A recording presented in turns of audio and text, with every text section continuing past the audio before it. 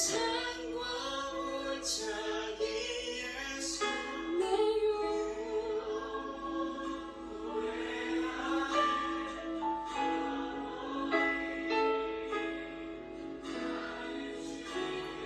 그 사랑이 내려와 날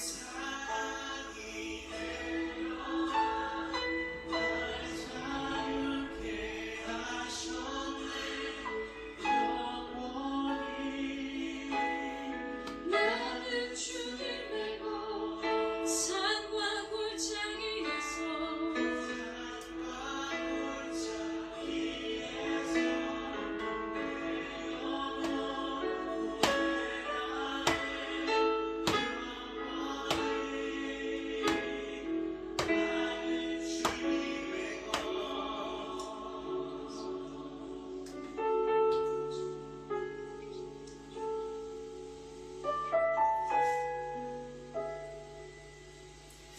저희가 지금 두 곡, 세 곡 정도 계속 이어서 노래했습니다.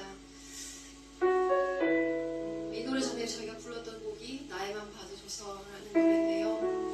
이 노래 영어 가사를 조금 설명을 조금 더 해드리고 싶습니다.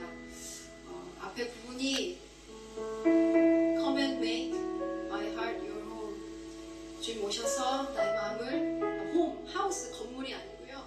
home, 주님이 거하시는 기뻐하시는 처소로 만들어 주십시오. Come and be everything that I am and all I know. 주님 나의 모든 것, 내가 아는 모든 것이 되어 주십시오.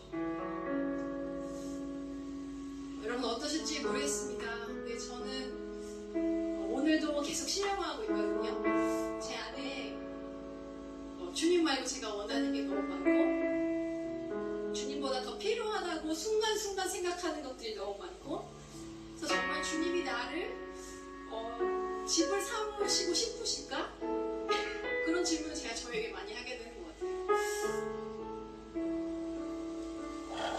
그런데 이 노래에서 이야기하는 놀라운 진리는 언제까지냐면 Search me through and through. 주님 나를 찾고 찾아주십시오. 언제까지? 나의 마음이 주님이 기뻐하시는 집이 될 때까지.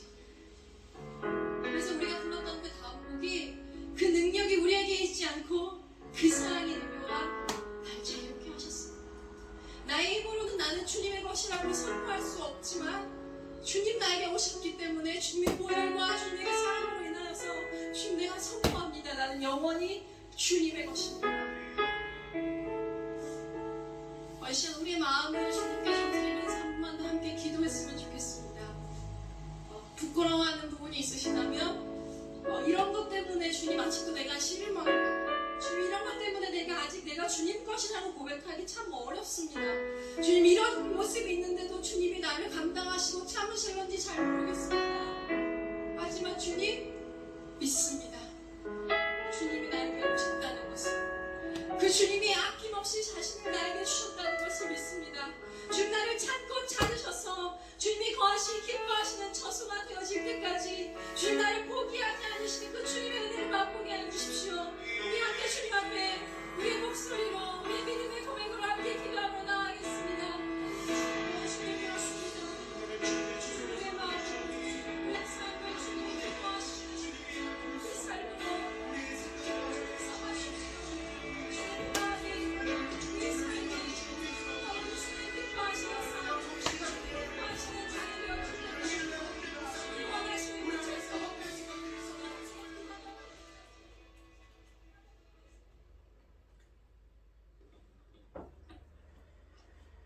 10월 9일 수요 예배를 시작하도록 하겠습니다. 땅과 거기에 충만한 것과 세계와 그 가운데 사는 자들은 다 여호와의 것이로다. 여호와께서 그 터를 바다 위에 세우시며 강물 위에 건설하셨도다. 여호와의 산에 오를 자가 누구며 그의 거룩한 곳에 설 자가 누구인가? 곧 손이 깨끗하며 마음이 청결하며 뜻을 허탄한데 두지 아니하며 거짓 맹세하지 아니하는 자로다. 그는 여호와께 복을 받고 구원의 하나님께 의를 얻으리니 이는 여호와를 찾는 족속이요 야곱의 하나님의 얼굴을 구하는 자로다. 아멘.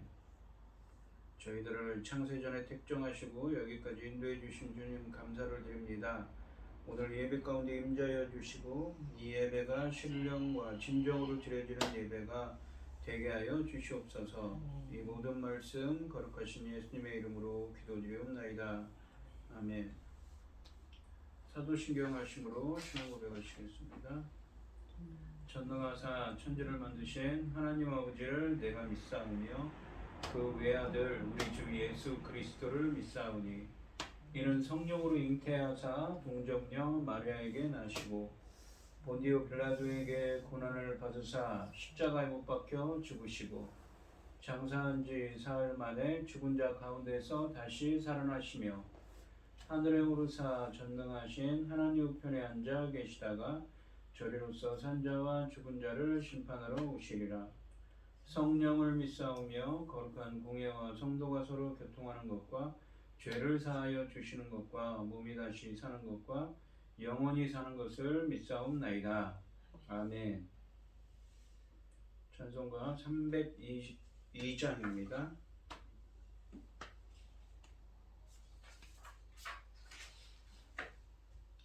내 주 하나님 넓고 큰 은혜는 저 큰 바다보다 깊다. 너 곧 닷줄을 끌러 깊은 데로 저 한가운데 가보라. 언덕을 떠나서 장파에 배 띄워 내 주 예수 은혜의 바다로 내 맘껏 져가라. 내 너 인생은 언제나 거기서 저 큰 바다 물결 보고 그 밑 모르는 깊은 바닷속을 한번 헤아려 안 보나. 언덕을 떠나서 장바에 배 띄워 내 주 예수 은혜의 바다로 내 맘껏 져가라.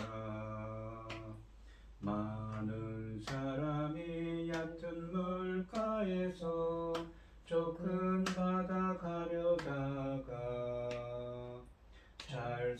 잘싹거리는 작은 파도 보고 마음 약하여 못 가네. 언덕을 떠나서 장파에 배 띄워 내 주 예수 은혜의 바다로 내 맘껏 져가라. 자 곧 가거라 이제 곧 가거라 저 큰 은혜 바다 향해. 자 곧 내 노를 저 깊은 데로 가라 장망한 바다로. 언덕을 떠나서 장파에 배 띄워 내 주 예수 은혜의 바다로 내 맘껏 져가라. 아멘. 오늘 함께 하실 하나님의 말씀은 이사야 43장 1절부터 7절까지 말씀입니다. 7절까지만 하겠습니다. 이사야서 43장 1절부터 7절까지 말씀입니다. 제가 먼저 읽겠습니다. 야곱아 너를 창조하신 여호와께서 지금 말씀하시느니라. 이스라엘아 너를 지으신 이가 말씀하시느니라. 너는 두려워하지 말라. 내가 너를 구속하였고 내가 너를 지명하여 불렀나니 너는 내 것이라. 네가 물 가운데로 지날 때에 내가 너와 함께 할 것이며 강을 건널 때에 물이 너를 침몰하지 못할 것이며 네가 불 가운데로 지날 때에 타지도 아니할 것이요 불꽃이 너를 사르지도 못하리니. 대저 나는 여호와 내 하나님이요 이스라엘의 거룩한 이요 내 구원자임이라. 내가 애굽을 너의 속량물로 구스와 스바를 너를 대신하여 주었노라. 네가 내 눈에 보배롭고 존귀하며 내가 너를 사랑하였은즉 내가 네 대신 사람들을 내어주며 백성들이 내 생명을 대신하리니 두려워하지 말라. 내가 너와 함께하여 내 자손을 동쪽에서부터 오게 하며 서쪽에서부터 너를 모을 것이며 네가 북쪽에게 이르기를 내놓으라 남쪽에게 이르기를 가두어두지 말라 내 아들들을 먼 곳에서 이끌며 내 딸들을 땅 끝에서 오게 하며 내 이름으로 불려지는 모든 자 곧 내가 내 영광을 위하여 창조한 자를 오게 하라. 그를 내가 지었고 그를 내가 만들었느니라. 아멘. 기도하겠습니다. 복 있는 사람은 악인의 길을 따르지 아니하며 죄인의 길에 서지 아니하며 오만한 자들의 자리에 앉지 아니하고 오직 여호와의 율법을 즐거워하여 그의 율법을 주야로 묵상하는도다. 그는 시냇가에 심은 나무가 철을 따라 열매를 맺으며 잎사귀가 마르지 아니함 같으니 그가 하는 모든 일이 다 형통하리로다. 아멘. 천지 만물을 지으신 전능하신 하나님 아버지 어리석고 부잡없는 저희를 자녀 삼으시고 아멘. 아버지의 사랑 가운데 살아가게 하시니 감사드립니다. 전능하신 아버지. 하나님 아버지 우리 이 세상은 지금 온갖 일로 어지럽고 복잡하고 어수선합니다. 그럼에도 불구하고 저희도 이 시간 아버지께 예배드릴 수 있도록 인도하셨으니 감사를 드립니다. 전능하신 하나님 아버지 저희 나라를 지켜주시옵소서. 아버지 하나님 전쟁으로부터 재난으로부터 지켜주시고 온갖 아버지 하나님 어려운 일들에 처해 있습니다. 아버지 지도자를 저희들이 잘못 만나서 저희들이 잘못 선택해서 이런 일이 생겼사오니 아버지 하나님 긍휼을 베푸시고 아버지 능력의 손으로 이 고난의 때를 잘 넘길 수 있도록 지켜주시옵소서. 전능하신 하나님 아버지 대한민국 저희 나라 아버지를 제사장 나라까지 삼아주셨는데 아버지는 천금 같은 그 귀한 사명 잘 감당하고 아버지 앞에 갈 수 있도록 도와주시옵소서.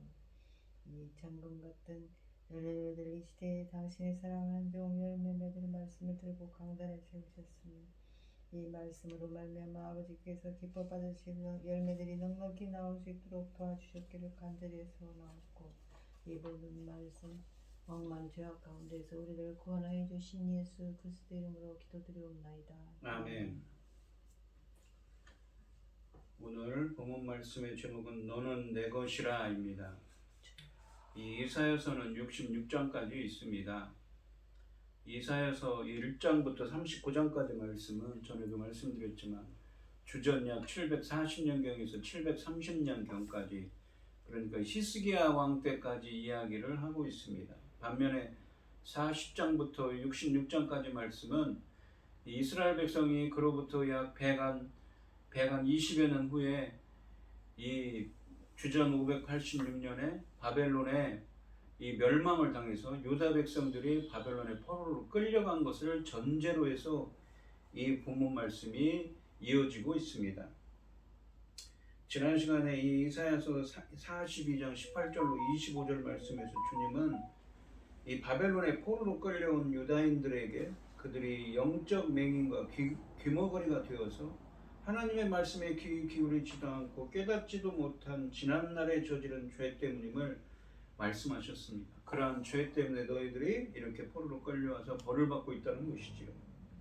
이 오늘 본문인 이사야서 43장 1절부터 7절까지 말씀에서는 포로 공동체의 죄성, 연약함, 그리고 자격 없음에도 불구하고 하나님이 그들을 사랑하시고 죄를 용서하시기 때문에 반드시 흩어진 자들을 모으시며 하나님의 종으로 변화시켜 하나님의 증인으로서의 삶을 살게 할 것을 약속하고 계십니다. 1절 말씀해 보시면 야곱아 너를 창조하신 여호와께서 지금 말씀하시느니라. 야곱이라는 건 이스라엘 백성들을 그렇게 말하죠. 이스라엘아 너를 지으신 이가 말씀하시느니라. 너는 두려워하지 말라. 내가 너를 구속하였고 내가 너를 지명하여 불렀나니 너는 내 것이라 라고 하십니다. 이 원문으로는 1절 말씀은 그러나 이제라는 말로 시작합니다. 이 한글 성경에는 빠져 있습니다. 앞부분인 이사야서 42장 18절로 25절 말씀과 다른 상황이 펼쳐질 것을 예고하고 있습니다. 그래서 이후 내용이 하나님의 새로운 구원 계획임을 우리에게 알려주고 있습니다. 이를 위해서 하나님은 먼저 두려움에 떠는 포로기 공동체에게 야곱이라고 부르시며 그들을 창조하시고 지으신 분으로 자신을 소개하고 계십니다. 상반절에 보시면 야곱아 너를 창조하신 여호와께서 지금 말씀하시느니라 이스라엘아 너를 지으신 이가 말씀하시느니라 라고 하십니다. 여기서 창조하다 그리고 지으신에 해당하는 이 지으신으로 번역된 이 히브리어는 우리가 창세기 1장과 2장에서 천지 창조를 할 때 쓰여진 바라라는 이 창조하다라는 히브리어와 야짜르 그러니까 흙으로 지으신 분 우리의 창세기 2장 7절에 보면 우리의 몸을 흙으로 지으셨다고 하죠. 그때 쓰여진 야짜르라는 이 히브리어를 사용하고 있습니다. 그리고 모두 분사형이지요. 분사형이라는 것은 지금도 하나님이 계속적으로 창조하는 분임을 드러내고 있습니다. 비록 바벨론의 포로 신세로 있는 이 유다 공동체이지만 그들이 얼마든지 하나님의 창조 능력으로 그 운명이 바꿔질 수 있음을 시사해주고 있습니다. 하반절에 보시면 너는 두려워하지 말라. 내가 너를 구속하였고 내가 너를 지명하여 불렀나니 너는 내 것이라 라고 하십니다. 하나님이 아담과 하와를 창조하셨던 것처럼 야곱을 창조하셨으며 구속하셨다고 하십니다. 이 말씀은 이 하나님의 백성들을 구속하고 창조했다고 말씀하십니다. 이스라엘이 민족으로 혹은 국가로 존재하지 않는 상황에서 출애굽 사건과 시내산 언약을 통해 그들을 민족으로 탄생할 수 있도록 하셨음을 암시합니다. 그 사건이 바로 하나님의 구속 사건이라는 것이죠. 그리고 새로운 창조의 사건이라고 이야기를 합니다. 이 과정에서 하나님이 이스라엘에게 베푸신 구원의 은혜를 새로운 창조로 표현하고 있는 것이지요. 그리고 구속이라고 의미하고 있습니다. 자신의 죄와 자격 없음으로 두려워하는 유다 공동체를 향해 하나님이 이스라엘에게 과거에 베푸셨던 구원을 창조로 표현하시면서 두려워하지 말라고 말씀하시고 각 사람을 잘 알고 계시고 여전히 너희들은 하나님의 소유임을 밝히고 계십니다. 이 마지막 부분에 내가 너를 지명하여 불렀나니 너는 내 것이라고 하십니다. 지명하여 불렀다는 것은 각각 이름을 불렀다는 것입니다. 많은 사람들 가운데 유독 그들을 선택하시고 그들을 사랑하신다는 말씀입니다. 그들이 누구입니까? 이스라엘 백성들을 선택하시고 그들을 사랑하셨다는 것이지요. 포로기 유다 공동체가 두려워할 필요가 없는 이유는 그들이 하나님의 선택을 받은 소유이기 때문입니다. 그들이 비록 죄로 말미암아 이 먼 이방으로 포로로 끌려갔지만 아직도 하나님은 사랑하시고 그들을 선택한 백성 그들을 선택한 하나님의 백성들이라고 하나님은 말씀하시는 것이죠. 하나님의 야곱을 창조의 능력으로 처음부터 구속하시고 그러니까 하나님의 백성으로 삼으시고 자신의 소유로 삼으셨기 때문에 유다는 두려워할 필요가 없습니다. 여기서 구원과 창조가 서로 연결되고 있습니다. 성도의 구원은 단순히 구원으로 끝나는 것이 아니라 하나님의 창조 질서를 새롭게 하는 목적을 가진다는 의미가 담겨 있습니다. 그러니까 이 새로운 창조, 재창조라고 하겠지요. 하나님의 이스라엘 백성들을 이 시내산에서 출애굽기 19장 시내산에서 하나님의 백성으로 삼은 사건이 무엇입니까? 구속이요 창조라고 이야기하는 것이죠. 새로운 창조다. 2절 말씀을 보시면 네가 물 가운데로 지날 때 내가 너와 함께 할 것이라. 강을 건널 때 물이 너를 침몰하지 못할 것이며 네가 불 가운데로 지날 때 타지도 아니할 것이요 불꽃이 너를 사르지도 못하리니 라고 하십니다. 주님은 2절 말씀에서 출애굽에 대해 회상하며 하나님의 야곱 창조와 구속을 기념하고 있습니다. 본문에서 묘사하는 물은 당연히 이스라엘이 건넌 홍해를, 강은 요단강을 떠올리게 하며 불은 광야에서 그들의 길을 인도한 하나님의 불기둥을 생각나게 합니다. 본문은 출애굽 이미지의 불꽃과 불 사이를 지나는 경험을 더해 출애굽 이후 하나님의 백성으로 삼으시고 이날까지 지속되어 온 하나님의 보호와 인도하심을 기념하고 있습니다. 아울러서는 무엇이겠습니까? 앞으로 이스라엘 백성들이 바벨론에서 유다로 다시 예루살렘으로 다시 돌아가겠지만 그 돌아가는 길도 이렇게 주님께서 인도하신다는 것이지요. 고통당하는 자기 백성을 홀로 내버려 두지 않으시고 고통의 현장에 함께 하시며 그들을 지켜주시겠다고 하십니다. 하나님은 죄를 저지른 유다를 고통의 물과 불 가운데로 보내어 징계하셨지만 두려워하는 그들을 위로하실 뿐만 아니라 그들과 함께 하시며 물과 불이 그들을 삼키지 못하도록 보호해 주셨습니다. 하나님은 여러 가지 이유로 우리를 고통스러운 상황에 두실 때도 있지만 그때마다 혹여 우리가 잘못될까봐 한시도 우리에게서 눈을 떼지 않으십니다. 하나님의 이런 모습에서 우리를 향하신 하나님의 사랑이 얼마나 크고 신실한지 가늠해 볼 수가 있습니다. 심지어 이스라엘이 바벨론으로 끌려와 있는 상황에서도 하나님은 그들을 지키셨음을 회상하면서 앞으로도 그렇게 하실 것을 우리는 확신할 수가 있습니다. 하나님은 아직도 이스라엘을 사랑하시고 귀하게 여기시며 한 번도 그들을 버리신 적이 없습니다. 그래서 하나님이 이스라엘을 선택하셨고 그들을 결코 버리지 않으시리라는 것은 시간을 초월하는 영원한 진리였습니다. 그래서 그들은 마치 이스라엘 백성들이 출애굽하여서 이집트에서 가나안 땅에 돌아왔던 것처럼 바벨론 포로되었던 이스라엘 백성들이 다시 예루살렘으로 유다 땅으로 다시 돌아오게 될 것을 말씀하고 계신 것이지요. 3절 말씀을 보시면 대저 나는 여호와 내 하나님이요 이스라엘의 거룩한 이요 너의 구원자입니다. 내가 애굽을 너의 속량물로 구스와 스바를 너를 대신하여 주었노라 라고 하십니다. 출애굽할 때 애굽과 같은 나라들을 희생시키며 이스라엘을 구원하셨던 것처럼 하나님이 열국을 희생시키시더라도 바벨론의 유다 공동체를 반드시 돌아오게 할 것을 약속하고 계십니다. 물론 이런 약속은 실제로 열국을 물리적으로 희생시킨다는 의미는 아닙니다. 공동체가 돌아오도록 하기 위해서 하나님께서 어떤 대가도 지불하시겠다는 은유적인 표현이지요. 여호와께서 열방을 희생하면서까지 포로기 유다 공동체를 다시 귀환시키는 새 일을 열방은 알지 못할 것입니다. 세상사에서 이전 일과 새 일을 주관하시는 분은 오직 여호와이시기 때문입니다. 그러므로 하나님의 백성은 역사를 주관하시며 자신의 계획을 이루시는 하나님의 뜻에 순종하면 되는 것이지요. 4절 말씀을 보시면 네가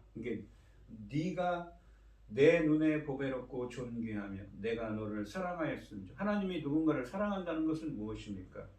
바로 하나님의 은혜와 자비와 긍휼을 은혜와 자비와 긍휼을 의미하는 말입니다. 사랑하였은즉 내가 내 대신 사람들을 내어주며 백성들이 내 생명을 대신하리니라고 하십니다. 상반절에 보시면 네가 내 눈에 보배롭고 존귀하며 내가 너를 사랑하였은즉이라고 하십니다. 하나님은 두려움에 떠는 포로 공동체에게 너희가 하나님께는 보배롭고 존귀하며 내가 너를 사랑했다고 말씀하십니다. 하나님이 누군가를 사랑한다는 것은 은혜와 자비, 긍휼을 의미합니다. 또한 내가 너를 사랑했다라고 말할 때 히브리어 원문은 일부러 대명사인 나라는 말을 사용하고 있습니다. 인칭 대명사 나를 사용 안 해도 되는데 히브리어 원문에 사용하고 있다는 것이지요. 이렇게 야곱을 향한 하나님의 복받치는 사랑을 드러내주고 있습니다.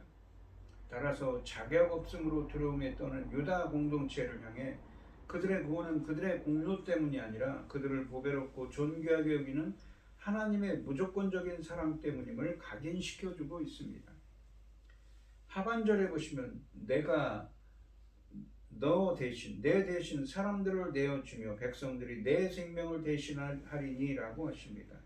3절 말씀처럼 유다 포로 공동체가 바벨론에서 돌아오도록 하기 위해 하나님께서 어떤 대가도 지불하시겠다는 은유의 말씀입니다. 여기서 백성들로 번역된 이 히브리어 단어는 일반적인 백성들을 의미하는 히브리어 단어가 아니라 아라비아의 한 족속을 의미하는 아랍이라는 단어를 사용했습니다. 유다 백성은 하나님이 전해준 교훈을 무시했고 그 때문에 하나님의 진노를 경험하면서도 자기 잘못을 깨닫지 못했지만 하나님은 그들을 버리지 않으셨습니다. 오히려 그들을 사랑하셨습니다. 버리실 수 없었습니다. 그들을 사랑하셨기 때문입니다. 하나님은 자신이 창조하고 구원하고 이름을 불러주고 자기 소유로 삼은 백성, 누구입니까? 바로 이스라엘이죠. 그 누구보다 보배롭고 존귀하게 여기시고 끝까지 사랑하는 분이십니다. 5절과 6절 말씀을 보시면 두려워하지 말라 내가 너와 함께하며 내 자손을 동쪽에서부터 오게 하며 서쪽에서부터 너를 모을 것이며 내가 북쪽에게 이르기를 내놓으라 남쪽에게 이르기를 가두어 두지 말라 내 아들을 먼 곳에서 이끌며 내 딸들을 땅끝에서 오게 하며 땅끝 동서남북에서 오게 한다고 말씀하시지요. 마치 동서남북에 어디로 모입니까? 시온, 예루살렘, 이스라엘 땅으로 다시 돌아오게 하실 거라는 말씀입니다. 하나님의 사랑으로 포로 공동체가 귀한, 그러니까 제2의 출애굽하는 모습을 종말에 동서남북에서 열국의 하나님의 자손이 시온으로 돌아오는 모습, 그러니까 예수 그리스도를 통한 새로운 출애굽으로 확대하여 적용시키고 있습니다. 이 본문에 보시면 이 5절에 보시면 내 자손을 동쪽에서부터 오게 하며 서쪽에서부터 너를 모을 것이며 그러죠. 자손이라는 말이 무슨 의미냐면 이 후손을 의미하는 말입니다. 그러니까 영적으로는 또한 무엇입니까? 이 하나님의 백성의 그 계보를 의미합니다. 마태복음 1장에는 예수님의 족보가 나오죠. 그런 하나님의 자손들의 족보를 의미하는 것입니다. 하나님의 사람들이죠. 이 로마서 4장 13절에 보시면 아브라함이나 그 후손에게, 후손이란 말이 이 제라라는 말을 여기서 사용했는데 이 제라가 이 70년 역성에는 스펠마로 번역을 했습니다. 씨라는 의미죠. 그 후손에게, 이 스펠마 후손에게 세상의 상속자가 되리라고 하신 언약은 율법으로 말미암은 것이 아니요 오직 믿음으로 말미암은 것이니라. 그러므로 상속자가 되는 그것이 은혜에 속하기 위하여 믿음으로 되나니 이는 그 약속을 그 모든 후손에게 굳게 하려 하심이라. 율법에 속한 자에게 뿐만 아니라 아브라함의 믿음에 속한 자에게도 그러하니 아브라함은 우리 모든 사람의 조상이라. 믿음의 조상이라고 그랬죠. 아브라함은. 근데 아브라함과 아브라함의 자손들을 그 믿음에 속한 자, 그에게 의로 여겨졌다 기록된 것은 아브라함만 위한 것이 아니요 의로 여기심을 받을 우리도 위함이니 곧 예수 우리 주를 죽은 자 가운데서 살리신 이를 믿는 자니라. 예수 그리스도를 믿는 자도 무엇입니까? 아브라함만 위한 것이 아니요 아브라함의 믿음에 속한 자도 그렇다는 것이지요. 그러니까 이 후손의 개념이 어떤 개념입니까? 상당히 영적인 개념이죠. 이해하는 것입니다. 이 5절 말씀에 나오는, 그래서 5절로 돌아가서 자손이라고 번역된 히브리어 이 제라는 후손을 의미하는 말인데 여기서는 단순히 육신적인 자손의 의미가 아니라 영적인 의미로는 믿음의 조상인 아브라함의 믿음에 속한 예수 그리스도를 믿는 영적인 자손의 의미를 갖고 있습니다. 성경 전체적으로 보면 그렇다는 것이죠. 본문 말씀은 이러한 하나님의 믿음의 자손들을 동서남북 땅끝에서 오게 하는 모습을 표현하고 있습니다. 그러니까 이 본문이 지금 이 시대가 바벨론 포로된 공동체가 다시 어디입니까? 애굽에서 가나안 땅에 들어가는 것처럼 다시 돌아오는 것이라고 그랬죠. 그래서 바벨론 포로 공동체가 다시 유다 땅에 돌아오는 것을 제2의 출애굽이라고 표현했는데 또한 이 제2의 출애굽 사건은 무엇입니까? 우리가 예수 그리스도를 통한 새로운 출애굽, 그걸 예표하는 것이라고 볼 수가 있는 것이죠. 그 사건까지도 내다본다고 볼 수가 있는 것입니다. 동서남북으로부터 하나님의 자손들이 오는 것입니다. 유다 포로 공동체가 시온으로 귀환하는 것은 제2의 출애굽인데 본문은 더 나아가 종말에 시온으로 하나님의 자손들이 찾아오는 예수 그리스도를 통한 새로운 출애굽을 예표하는 것임을 보여주고 있습니다. 하나님은 열방에 흩어진 자신의 백성들을 마치 부모가 흩어진 자식들을 모으는 것처럼 강한 열정을 가지고 찾으시는 분이십니다. 그러한 것을 바라보면서 이 하나님께서 말씀을 주신 것이지요. 그렇게 모으시겠다는 말입니다. 7절 말씀을 보시면 내 이름으로 불려지는 모든 자 곧 내가 내 영광을 위하여 창조한 자를 오게 하라. 그를 내가 지었고 그를 내가 만들었느니라 라고 하십니다. 여기 보시면 창조했다, 지었다.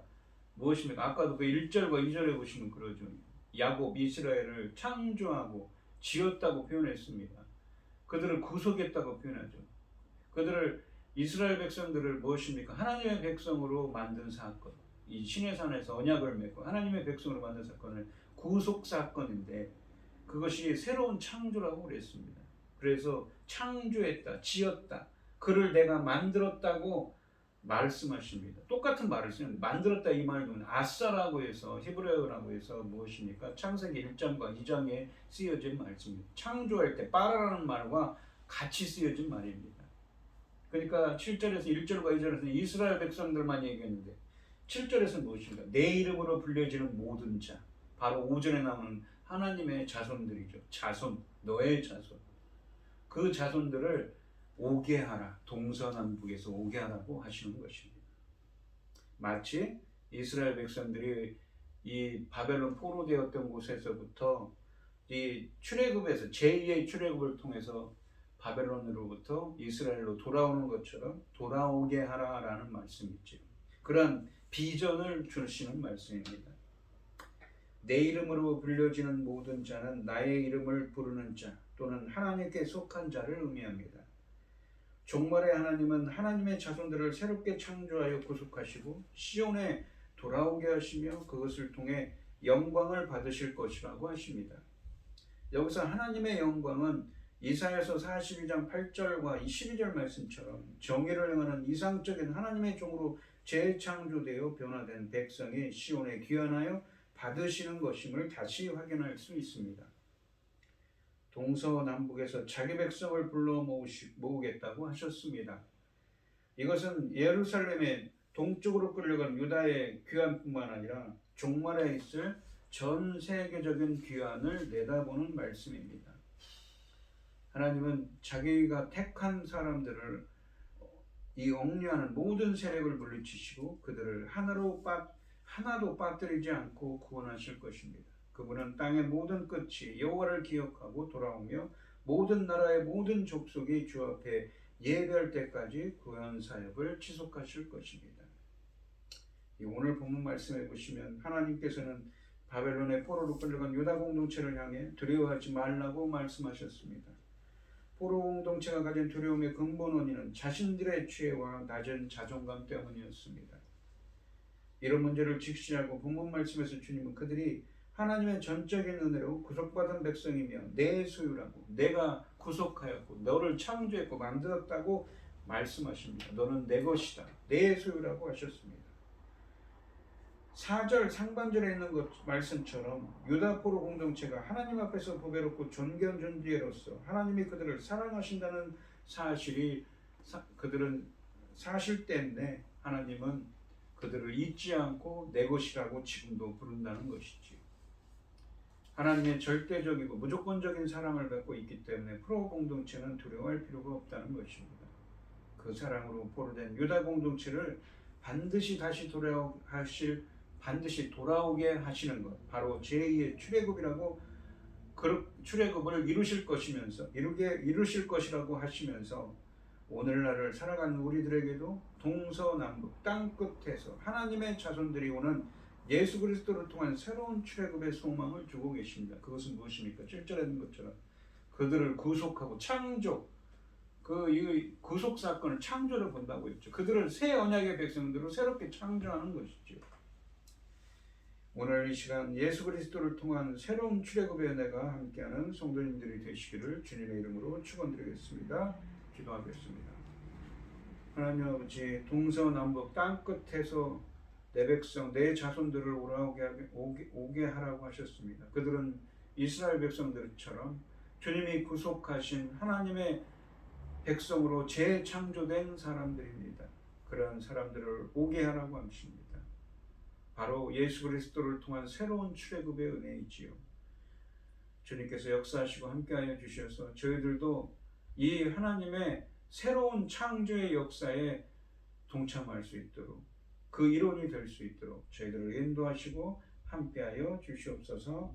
이 모든 말씀 거룩하신 예수님의 이름으로 기도드리옵나이다. 아멘. 찬송 304장입니다.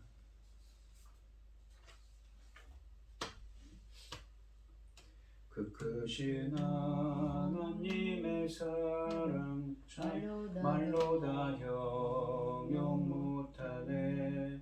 저 높고 높은 별을 넘어 이 낮고 낮은 땅 위에 죄범한 영혼 구하려 그 아들 보내사 화목제물 삼으시고 죄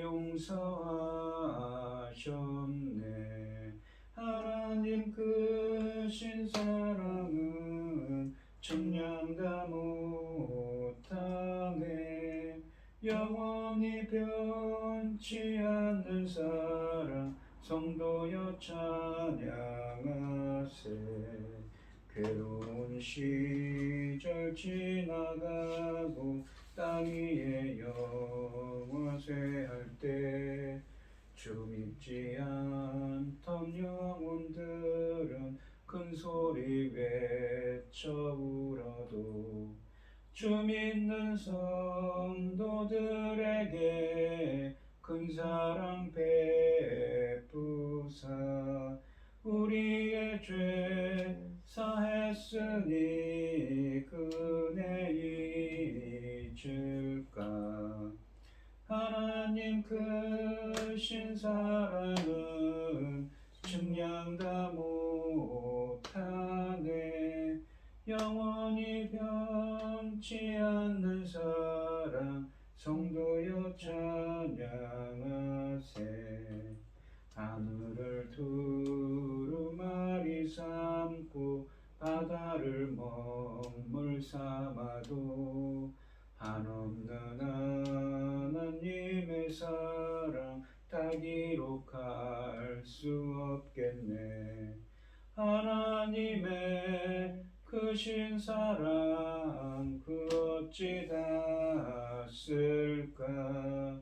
저 하늘 높이 쌓아도 채우지 못하리. 하나님 크신 사랑은 측량 다 못하네. 영원히 변치 않는 사랑 성도여 찬양하세. 아멘. 이제는 주 예수 그리스도의 은혜와 아버지 하나님의 극진하신 사랑과 성령의 교통하심이 성도들 머리머리 위에 이제로부터 영원히 함께 있을지어다. 아멘.